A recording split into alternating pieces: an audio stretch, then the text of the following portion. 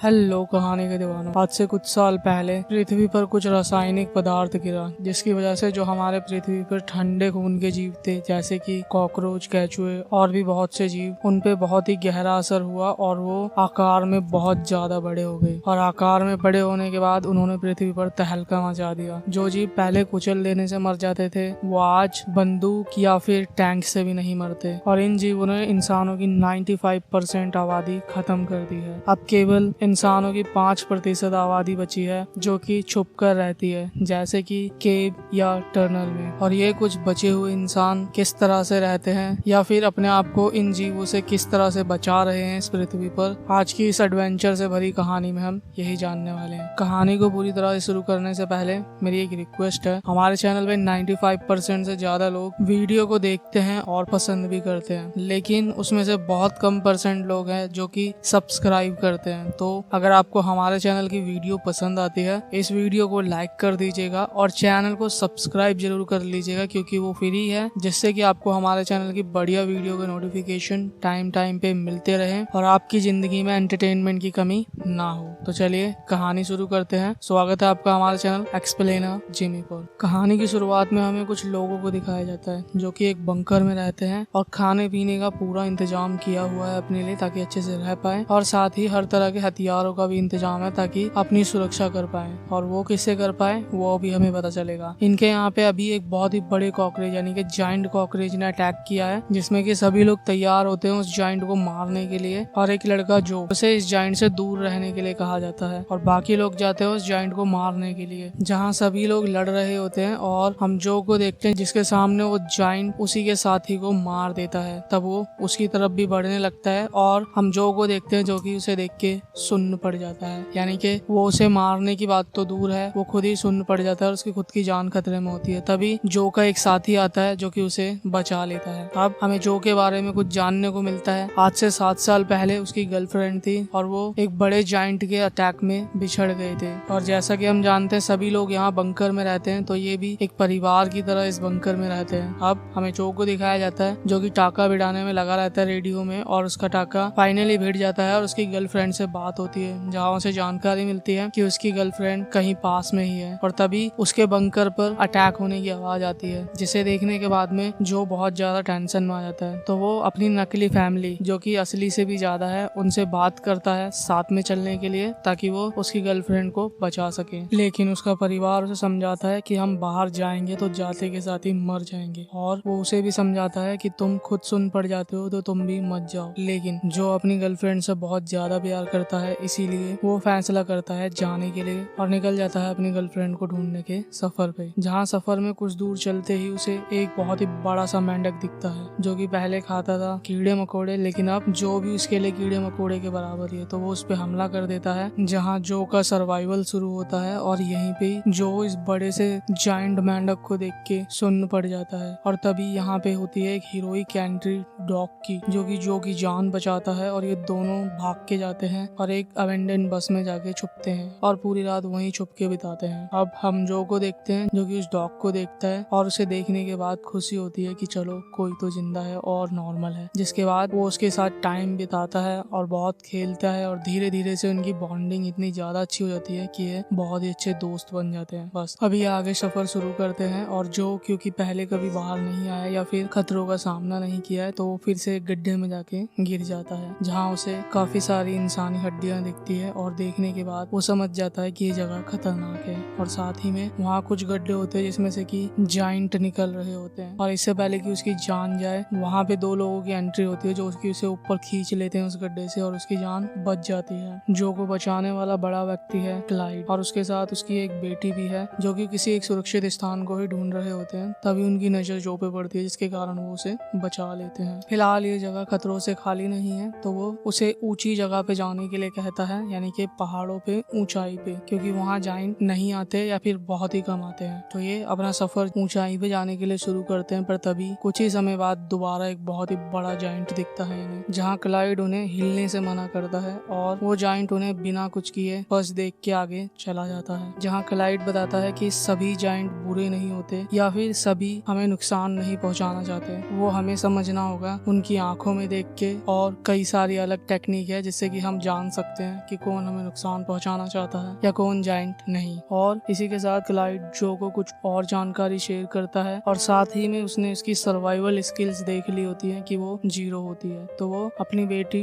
और खुद के साथ में उसे सर्वाइवल स्किल सिखाता है, यानी कि वो उसे इस काबिल बनाना चाहता है कि कम से कम वो अपनी जिंदगी तो बचा ही ले इस समय पे। तो वो उसे ट्रेनिंग देता है और अलग अलग ट्रेनिंग देके उसे काफी सारी स्किल सिखाता है। अब जो इतना काबिल हो चुका है कि वो कम से कम अपनी जान तो बचा सके। तभी क्लाइड अपने बारे में बताता है कि हम दोनों असली बाप बेटी नहीं है। दरअसल इस बच्ची के पूरे परिवार को जायंट ने मार दिया था और मेरे परिवार को भी खत्म कर दिया था। तभी मैंने इस बच्ची को बचाया था काफी सारे जायंट से और तभी से हम बाप बेटी बनके एक दूसरे का साथ देते हैं और इस दुनिया में और इन जायंट के बीच में सरवाइव कर रहे हैं और जिंदगी बिता रहे हैं, जहाँ सभी लोग बहुत ज्यादा इमोशनल होते हैं। और जोल क्योंकि अब इतना काबिल हो चुका है कि वो अपनी जान बचा सके और सर्वाइवल स्किल सीख चुका है, तो वो बताता है कि मैं एक सफर पे हूँ अपनी जीएफ को बचाने के लिए। तो वो इमोशनली सबके साथ में लास्ट टाइम गले मिलता है, बात करता है और अपना सफर को आगे कंटिन्यू करता है अपनी जीएफ को ढूंढने के लिए। अब जोल अपने डॉग के साथ में आगे सफर शुरू करता है और कुछ दूर जाने के बाद फिर से उसका सामना एक बड़े से जायंट के साथ में होता है, पर वो अब अपनी सर्वाइवल स्किल्स का यूज करता है और उस जायंट को मार गिराता है और इसी के साथ थोड़ा कॉन्फिडेंस गेन करता है और सफर को और आगे कंटिन्यू करता है। और कई सारे जायंट से लड़ते हुए ही उसके सामने फिर एक बहुत बड़ा जायंट आता है, जो कि पहले शायद एक छोटा सा कैचुआ ही था, लेकिन अब वो इतना बड़ा हो चुका है कि उन दोनों को निकल सकता है, जहाँ पे कि वो और उसका डॉग दोनों के दोनों छुप जाते हैं उसे बचने के लिए। और जो का डॉग उसके कपड़े बचाने के चक्कर में भौंक देता है, जिसकी वजह से वो जायंट बहुत ही तेजी में आता है उन दोनों को मारने के लिए। पर जो ऑलरेडी तैयार होता है उस जायंट के लिए, क्योंकि उसके पास में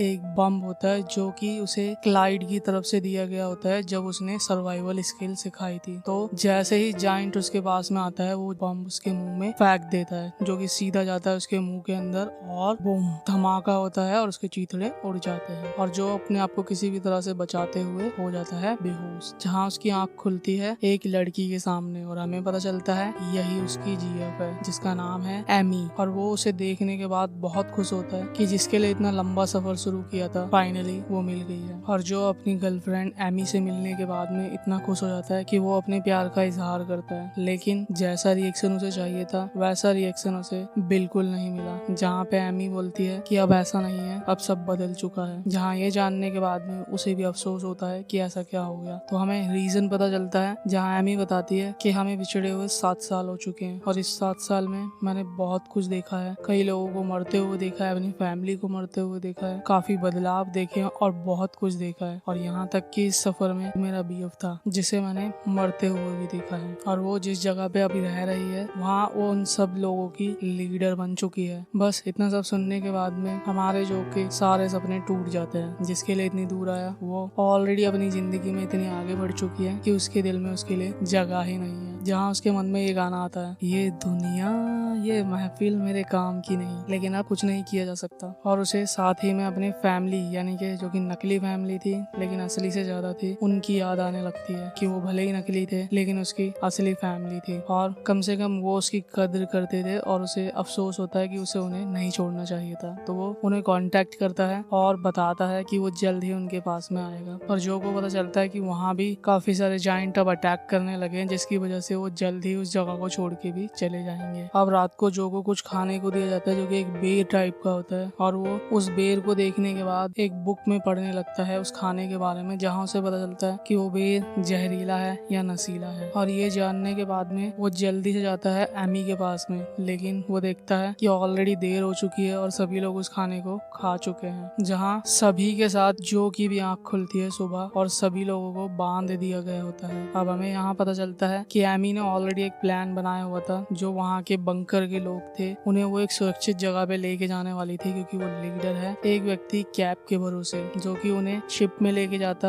और एक अच्छी जगह पे लेके जाने वाला था। लेकिन अब हमें पता चलता है कि वो कैप व्यक्ति ही धोखेबाज है, जो कि लोगों को झांसा देता है और उनका सारा सामान लूट लेता है, जिस तरह से उसका और उसके साथियों का भी सामान यहाँ पे लूट लिया जाता है। इसी के साथ में अब हमें पता चलता है कि वो शिप ऐसे पेट्रोल से नहीं चलती है, ऐसे ही नहीं चलती, उसे कोई खींचता है, जो कि एक बहुत ही बड़ा सा जाइंट केकड़ा है जो कि बाहर निकल के आता है और उसे कंट्रोल करता है कैप इलेक्ट्रिक शॉक देके। तो अब क्योंकि जो का काम पूरा हो चुका है तो वो उस बड़े से केकड़े को इलेक्ट्रिक शॉक देता है और उन्हें मारने के लिए कहता है, क्योंकि उसका काम अब पूरा हो चुका है, उन्हें निकलना है। तो वो केकड़ा बढ़ता है उनको मारने के लिए, जहाँ पे कि सभी लोग अपने आप को किसी न किसी तरह से छुटाते हैं और हम जो को देखते हैं जो कि उसे फाइट कर रहा होता है। और कैप के कुछ और भी लोग हैं जो कि बाकी लोगों को मारने जाते हैं, जो की गर्लफ्रेंड को भी मारने जा रहे होते हैं और जो की गर्लफ्रेंड भी लड़ रही होती है उनसे। और अब हम जो को देखते हैं जो कि उस केकड़े से लड़ता हुआ उसे उल्टा कर देता है, जहाँ उन्हें कुछ समय मिलता है, लेकिन ये ज्यादा समय के लिए नहीं था, बस कुछ ही समय के लिए था। कैप दोबारा से उस केकड़े को इलेक्ट्रिक शॉक देता है और सीधा कर देता है। अब वो केकड़ा सीधा होने के बाद सीधा जो को मारने के लिए आता है और बहुत ज्यादा गुस्से में होता है। तभी उसका डॉग बीच में आता है और भौंकने लगता है, जिसकी वजह से वो केकड़ा रुक जाता है कुछ समय के लिए। लेकिन तभी हम देखते हैं कैप के जो लोग हैं वो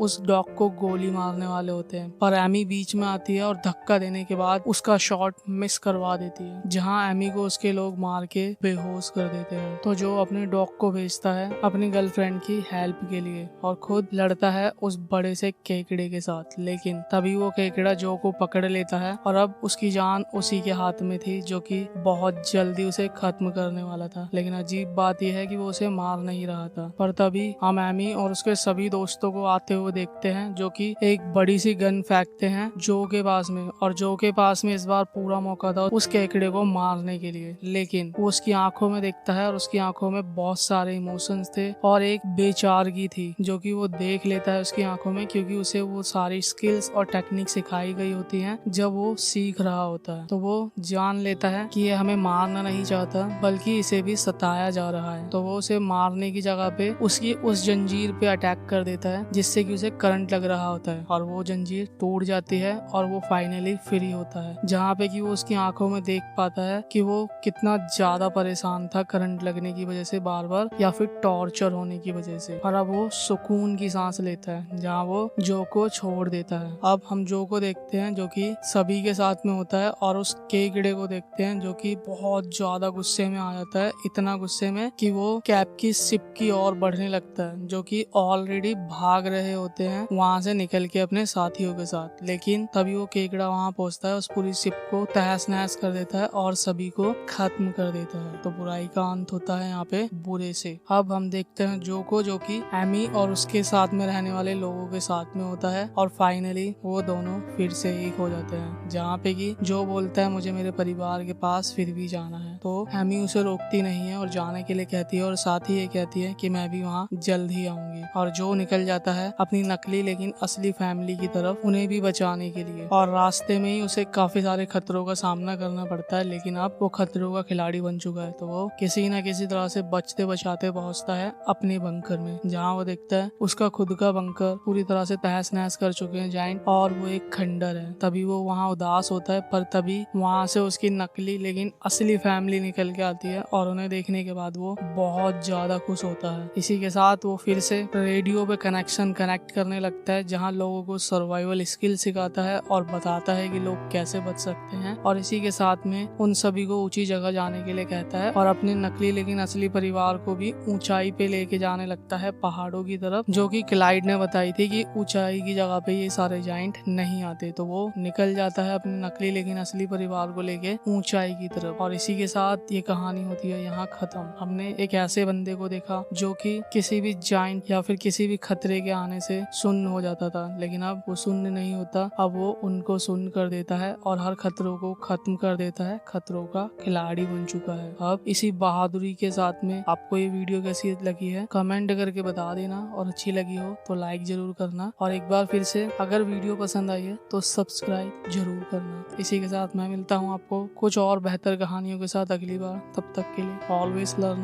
बाय।